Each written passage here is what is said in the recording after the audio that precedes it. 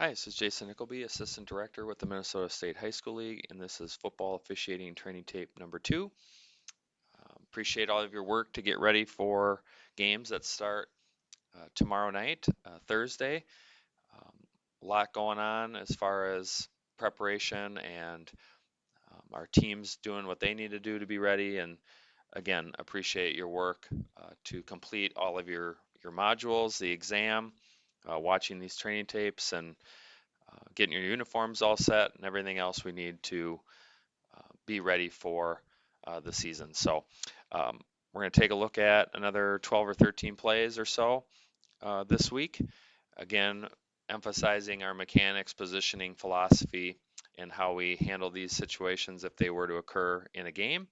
And have a great pregame, connect with your crew to be ready to go tomorrow night or Friday or Saturday, whenever your first game is. So when we're looking at these plays, again, not picking on any one official, crew, team, or player, just trying to learn from these plays and foster a discussion. And again, you don't necessarily have to agree with everything that's said, just trying to provide some food for thought and some thoughts relative to uh, best practice and advice for handling these kind of situations. So with that, let's take a look at some plays.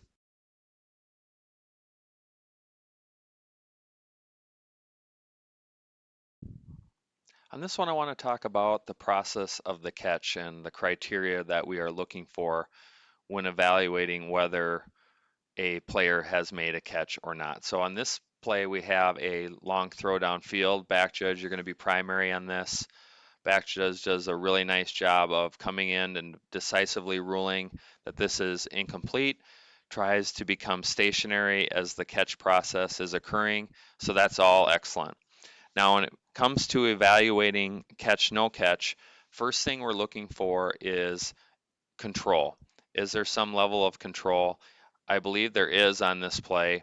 22 either pins it against his chest or has it in his arm, so there is a level of control there. Second piece, is there a body part down inbound? So we clearly have that here, both feet, knees, etc. So no issue there. Now, if it's on the sideline and we have heel toe or toe heel in one motion touching the sideline, then that would be an incomplete pass. That doesn't constitute a body part down inbound. So just keep that in mind. That's not what happens here. We're clearly in the field of play, and we do have a body part down inbounds. Now, the next piece, this isn't in the rules book, but we're telling you that this is the best way to evaluate whether a catch has been completed, because ultimately we don't want cheap turnovers.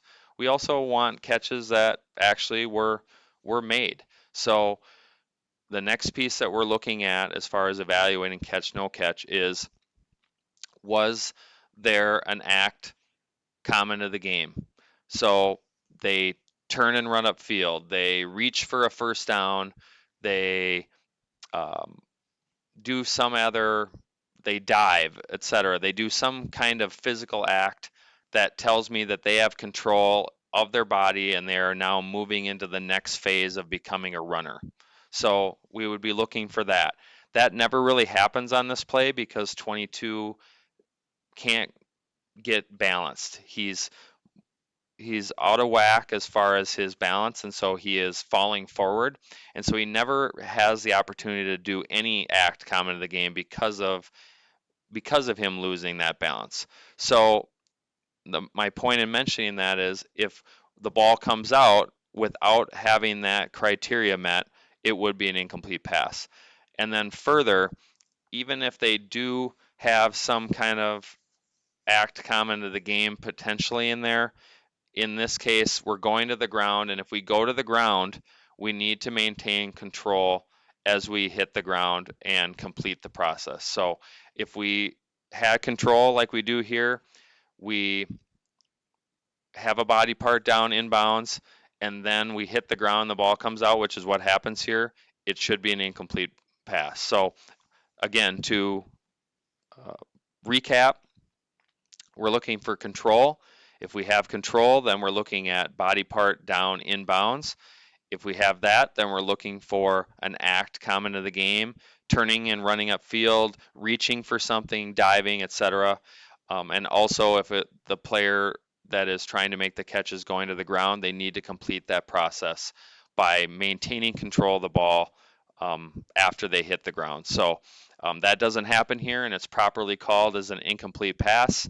Again, we don't want cheap turnovers or cheap catches. We want to make sure that they're solid, but we don't want to turn this into a fumble and give it to their team because they need to have control, body part down in bounds, and act common to the game and maintain control when they are going to the ground. So this is really well handled by the back judge here. Just want to remind back judge and line of scrimmage on catch, no catch process and criteria.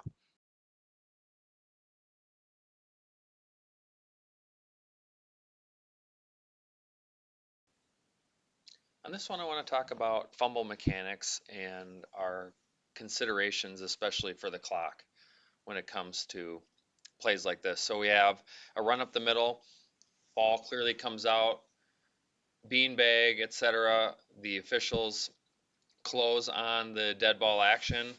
Back judge, I like how you're involved. Maybe stay back just a smidge to make sure we don't have anyone picking off the pile and so forth. But I like that the line of scrimmage closed to the nearest player, and then the umpire who is responsible for determining who has the ball at the bottom of that pile gets in there to do that. So we do a nice job with that. When we're clearing players in the pile, we can say, you don't have it, time to get up. I need you to get out of here. Nope, you don't have it, and just keep peeling players off that way. Um, don't physically peel them off piles. Just tell them, hey, you don't have it. You need to get up, and so on.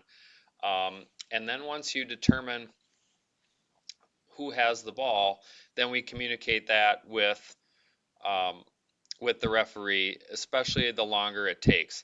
If it takes longer than this, than what's occurring on this play, we should stop the game clock, figure out who has it, and then if we figure out that the offense has retained possession, then we can let the referee know that. The referee can start the game clock back up. And if the play clock has dropped below 25, we would need to use one arm and pump it back up to 25 if it has gone past that when we restart the game. If the defense has it, obviously we're going to have a first down going the other way, and the play clock will be set to 25 seconds. But in this case, we clear who has the ball pretty quickly, and we indicate that it will be fourth down coming up, and then we get the ball spotted and move back to our spots. And likely in a situation like this, we wouldn't have to do anything with the play clock. But if you have difficulties getting back to your spot to officiate in time, referees pump up the play clock to 25 seconds at least and give everybody an opportunity to be where they need to be. So handled really well. Just make sure that if it takes longer than this, we should kill the clock, figure out who has it, and then if the offense has retained possession, referee, you're going to wind the game clock back and make sure that the offense has at least 25 seconds to decide what to do for the next play.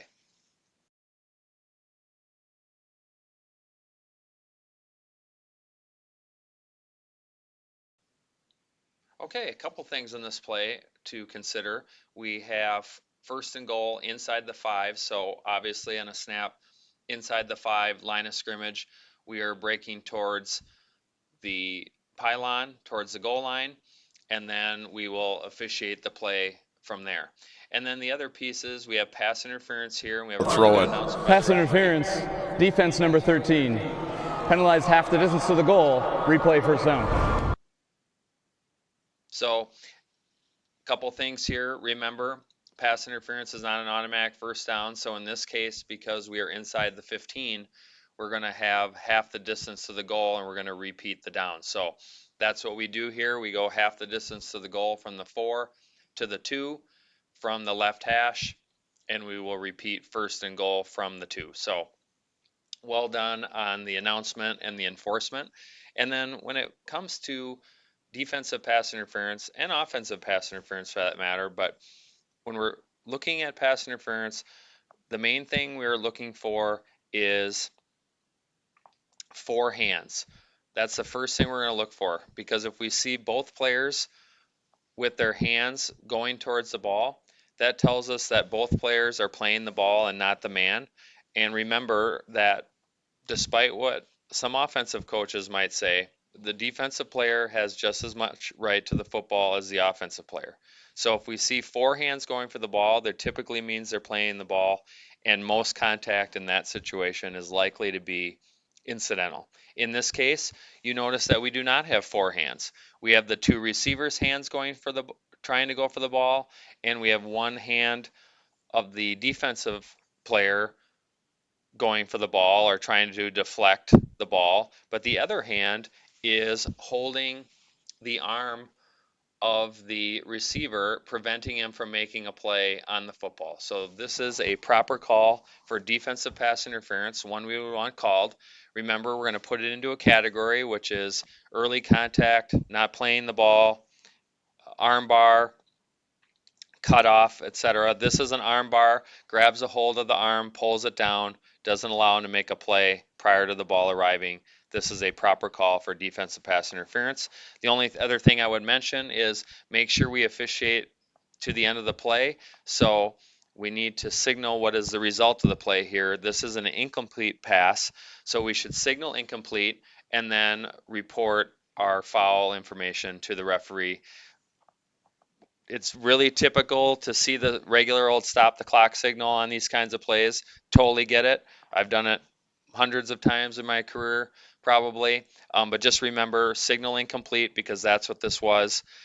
Because ultimately, if we pick the flag up, then we need to know that that's the accurate result of the play. So just a picky thing to point out, but overall, good job of reacting to the goal line at the snap, and a very nice job of having defensive pass interference on this play. Well done.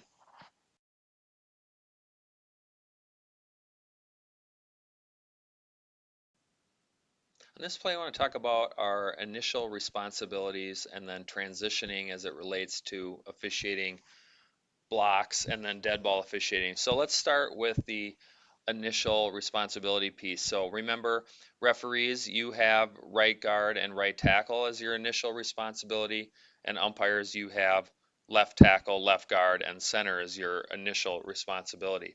Now, when this play develops, it's developing into the referees area. So that's where our focus should be, referees, on blocks at the point of attack. We shouldn't be staring at the ball carrier because he's not a threat to foul or be fouled. So we should get our vision to blocks, especially right there at the point of attack. That's the key block that we need to see.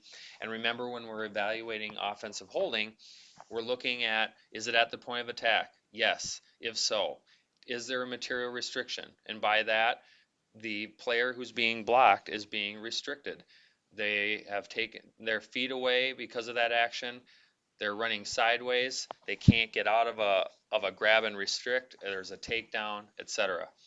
If that's the case, and we say yes, then we need to put it into a category, as I mentioned: grab and restrict, hook and restrict, takedown, and so forth. Because again, coaches are going to ask what they did, and if we can't describe it as a material restriction and the category, then it's probably not a foul we should call. So in this case, the block that is suspect at the point of attack is actually the left guard. So this is part of the umpire's initial responsibility, but as this play transitions to the right side of the formation, umpires, you're going to work backside blocks, clear all of your initial responsibilities first before moving to the front side. In this case, even though it's the left guard, this goes into the referee's area of responsibility. Referees need to rule on the legality of this block at the point of attack. It's hard to tell from this particular angle. I'm just pointing out that we need to know what our initial responsibilities are and then how to transition as the play continues. And don't stick with your areas of responsibility too long, but also don't leave them too quick. And that's easier said than done. It takes some practice and just some discipline to make sure that we stick with our key areas of responsibility. And then finally, from a dead ball officiating perspective, there's a block right as the runner is going out of bounds, and we need referees and back judges to have our vision on that block, make sure it's okay. Every once in a while, we see blindside, illegal blindside blocks. We see other late hits in that part of the field, and they get missed because we do tend to ball watch. I don't believe this is a foul, but just we need to be aware of the blocks a few yards off the sideline, and referee and back judges need to get our vision on that because that's where we see illegal blindside blocks and late hits. Didn't happen here, but just something to make sure it's on our radar.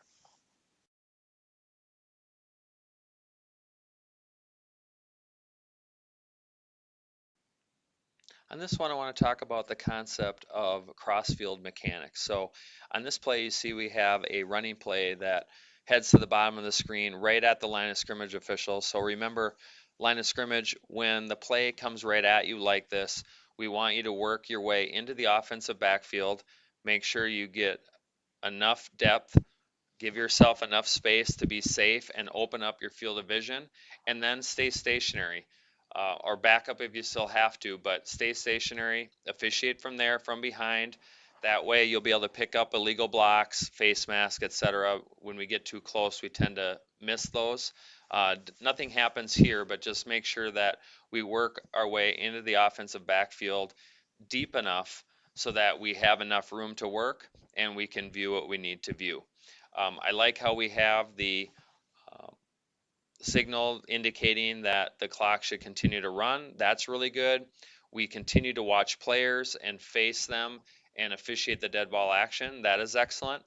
On this play, though, we should use the concept of cross-field mechanics. So what that means is when this play comes at us like this, where there's forward progress and they're driven back and we kill it at the appropriate time, which is good, we should just stay there, officiate the dead ball action, clear the players, and then once we've done that, then we are going to look across the field to the line of scrimmage official on the other side of the field who should be at the forward progress spot, and then we can calmly make our way downfield and mirror their spot. So um, that's what crossfield mechanics looks like, especially on like a 7 or 8 yard pass play downfield where they're driven back. That's much more difficult. But even in a play like this, we can use crossfield mechanics, get the forward progress spot from our crewmate from across the field, and we can concentrate more on the dead ball officiating action on our side of the field. And then again, once we've cleared that, look across the field and pick up the forward progress spot. And umpires, if you want to just pick up that opposite wing and put the ball down at the inbound spot, that's totally fine. But ultimately, um, we're going to get the forward progress spot here from the opposite line of scrimmage official using crossfield mechanics. And if we do that, we're going to just be much more accurate and we're going to officiate the dead ball action much more accurately.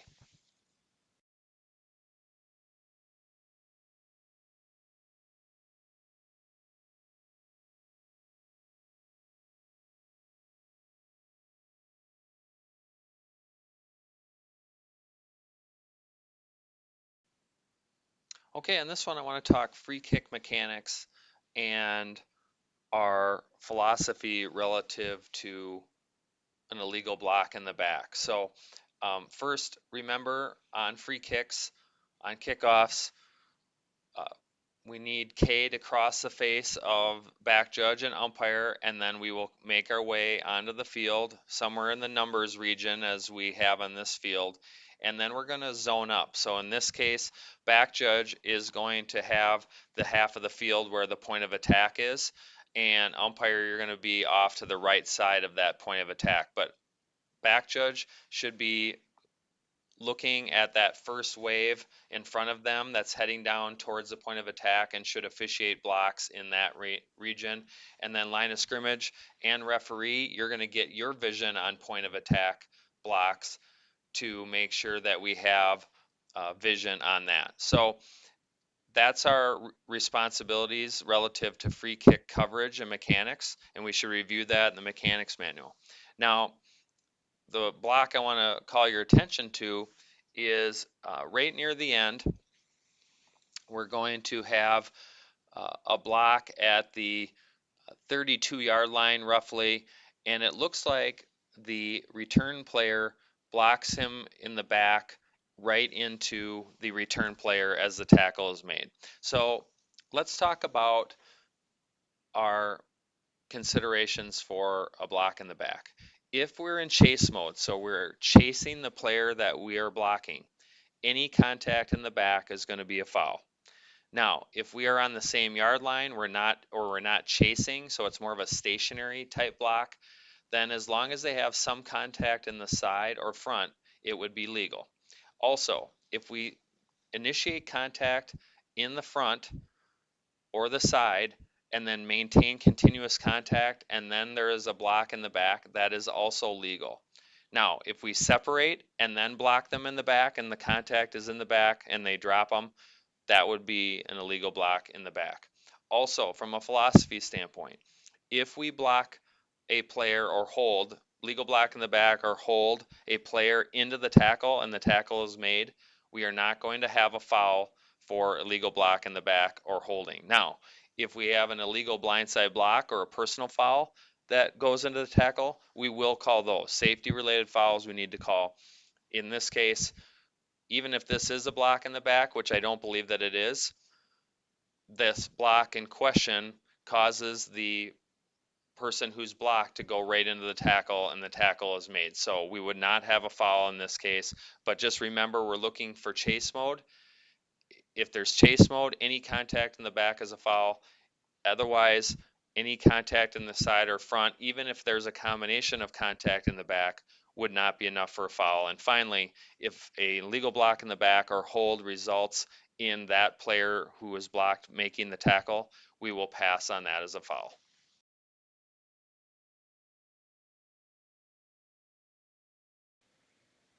On this one, I want to talk mechanics and positioning. So notice it's 3rd and goal from the 10, and we're going to have a rollout to the right side.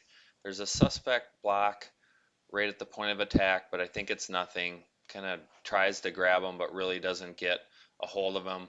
And I like how, as the referee, we let the passer cross in front of our face and then officiate inside out. So this is exactly how we want to handle this play as a referee. And then I really like how the line of scrimmage official, we break to the 5, which is our initial movement on a snap inside the 10, and then we move to the goal line when we know that's threatened and we're there and stationary as this play is occurring. So this is excellent mechanics by the line of scrimmage official. And then from a pass interference perspective, looking for 4 hands, and if not, looking for some kind of restriction that prevents either a receiver or defensive back from playing the ball.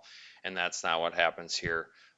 Any contact, if it happens at all, is incidental in nature. So a good no call, really good positioning, nice job of breaking to the goal line and being stationary and ready for this play to start, develop, and finish. So just overall, a really well officiated play mechanically and judgment.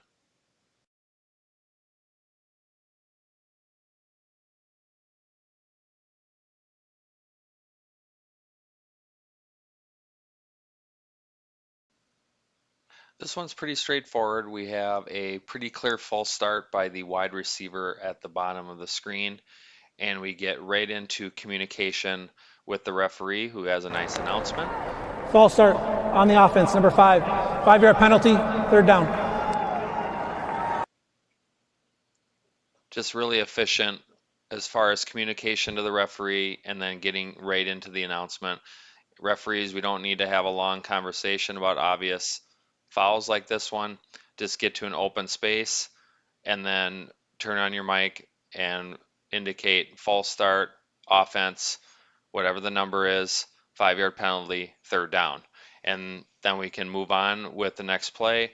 And as far as penalty enforcement is concerned, remember when we're penalizing 5 yards, umpires use one finger to the down judge and mark it off, confirm with the down judge again, put it on the ground, and we should have that all done by the time the referee is done with his announcement. So, and another reminder, we are not using the dead ball signal on these pre-snap fouls, false start, encroachment, and so forth. Everyone knows it's a dead ball foul, so we don't need to tell them that. Just indicate false start, offense, number 86, 5-yard penalty, third down, and then we'll move on from there. So really efficient and well done by the crew on this play.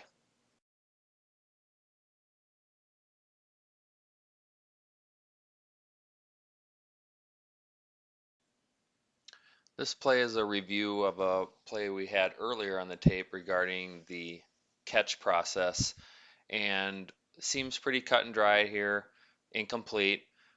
We do a nice job mechanically uh, letting the passer cross in front of our face as the umpire officiate inside out, just like the referee on the previous play. We need to maintain that boundary of the free blocking zone to assist with intentional grounding. And also, that is our cue that once they cross our face as umpires, that we are going to be handling roughing the passer, pass fumble, and then protection of the quarterback if they continue on into the side zone. So nicely done mechanically from the umpire here. And then remember, catch process, we're looking for control. And if they have control, then we're looking for body part down in bounds. Once we have that, do they do an act common to the game or do they survive the ground? And in this case, we never really have control. And even if we did, we don't maintain it all the way through to the ground and complete the process of the catch. So incomplete is the proper ruling on this play. So just a reminder on catch process and our mechanics as the umpire on this play, and we do a really nice job with it.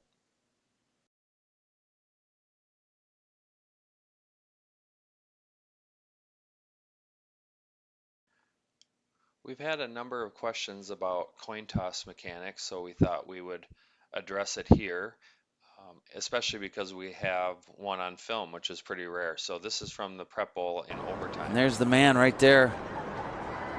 Number 26, Savion Hart. Big coin flip coming up.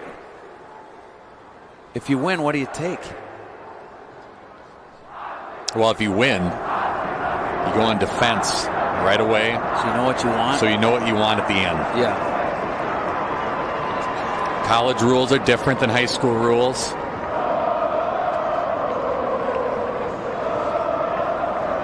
We're getting a look here at the flip. So it looks like Chan won the toss. Chanhassen won the toss, elected to go on defense first. St. Thomas Academy will be going this way on offense. So Savion Hart had time to get stretched out, get some fluid.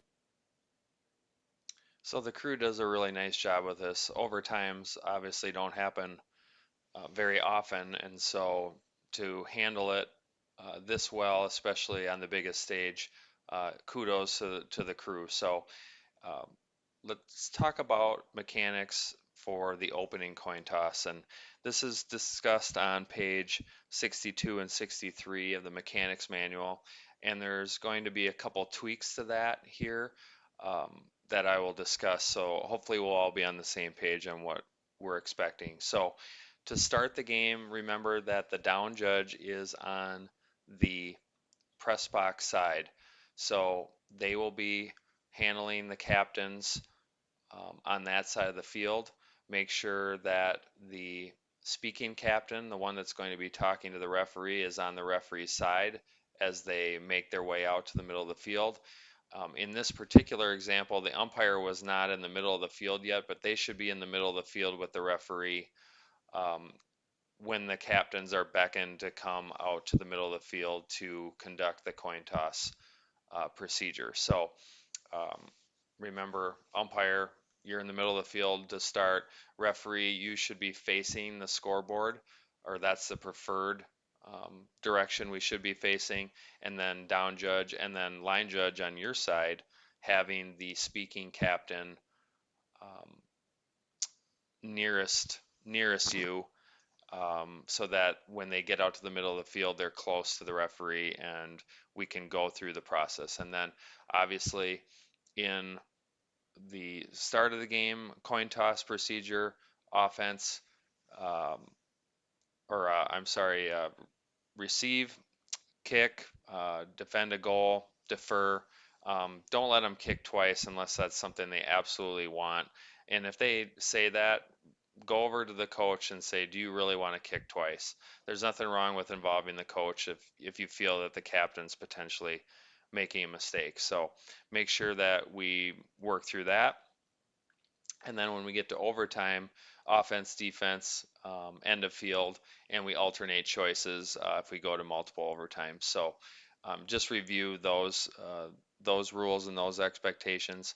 And then as far as bringing people onto the field, captains, and our positioning where we're standing for the other officials, that's the tweak that we're going to talk about here. Again, down judge, press box side. When you bring them in, when you're beckoned by the referee, just go ahead and stop around the numbers or so at the 50-yard line and hang out there, and you can observe the coin toss from there, write down what you need to write down, etc. And then on the other side of the field, line judge and back judge, you are going to stop at the numbers or so at the 50, and you can observe the coin toss from there. And then referee and umpire manage the coin toss. And then once it's done, you can go do your duties. And in the mechanogram, it says that the back judge and the down judge should be at the hash on their respective 40s, and that just doesn't really work at most fields during pregame warmups with 30 minutes to go, because there's going to be players in your way if you're going to stand at that spot. So we would just recommend coming to the 50, let them continue on, the captains, stand at the 50, and then allow the referee and umpire to conduct the coin toss. And then if we do get to overtime and we're going to have a coin toss for that, and remember we only do the coin toss once if we have overtime, then in that case the referee and umpire will start in the middle, same thing, referee facing the scoreboard, except this time the line judge will be on press box side. We'll bring in the captains from the press box side, and then the down judge and the back judge will bring in the captains to the numbers and then let them continue on. So that's how a coin toss should be handled, both to begin the game and in overtime. Hopefully the tweaks and what I'm discussing here makes sense. If you have any questions about that, please reach out to a coordinator and we can clarify that with you. Not a major deal, but obviously if we don't handle the coin toss correctly to start the game, doesn't give off the best first impression for the crew. So we want to get off to a solid start.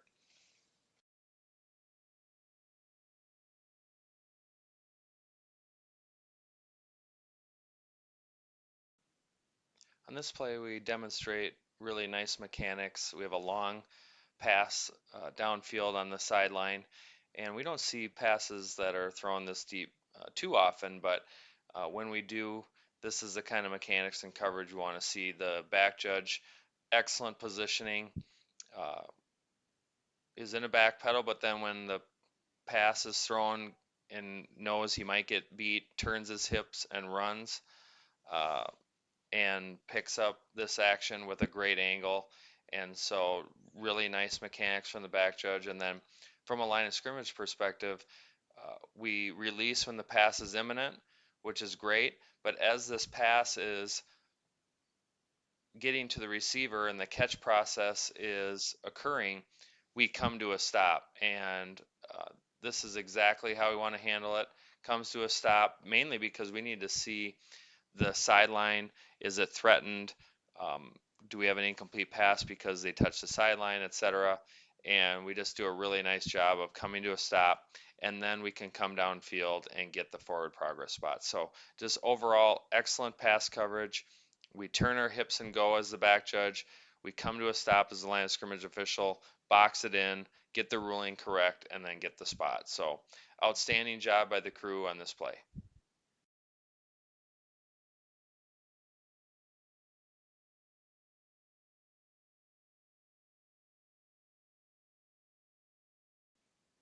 This last play is an example of outstanding mechanics, communication, rules knowledge, and just efficient work in putting all of this together. So we have a false start on the offense with 1:39 to go in the fourth quarter, and we're going to have a solid announcement from the referee. Hold that ball, get out to the perimeter, and see if he could seal the game on, Dead ball. On the perimeter. Full start, offense, number 67. 5-yard penalty, remains third down. Edina has elected to start the game clock on the snap. So just outstanding job on this. You see as we come out of this that the clock is going to start on the snap, which is their choice when a foul is committed. They have the choice to start the clock on the snap. When we had a running clock, they can't make a stopped clock run.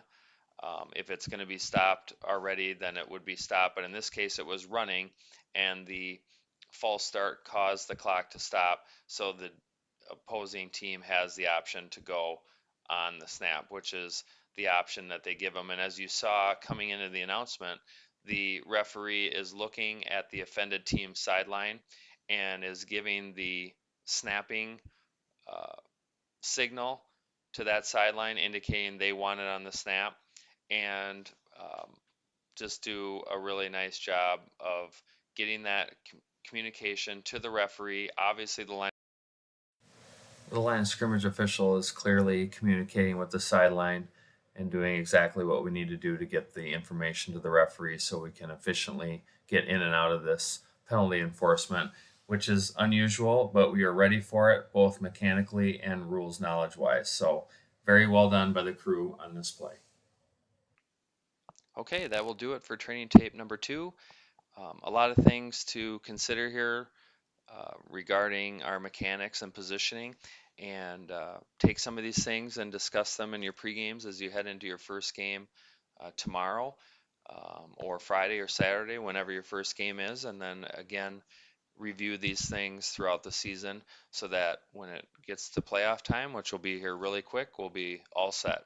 Again, if you want to be considered for a postseason assignment, you need to have these training tapes completed on Arbiter by October 9th. So make sure we're staying on top of that and any of the other requirements that are out there. So have a great game, stay healthy and safe, and we look forward to talking to you next week.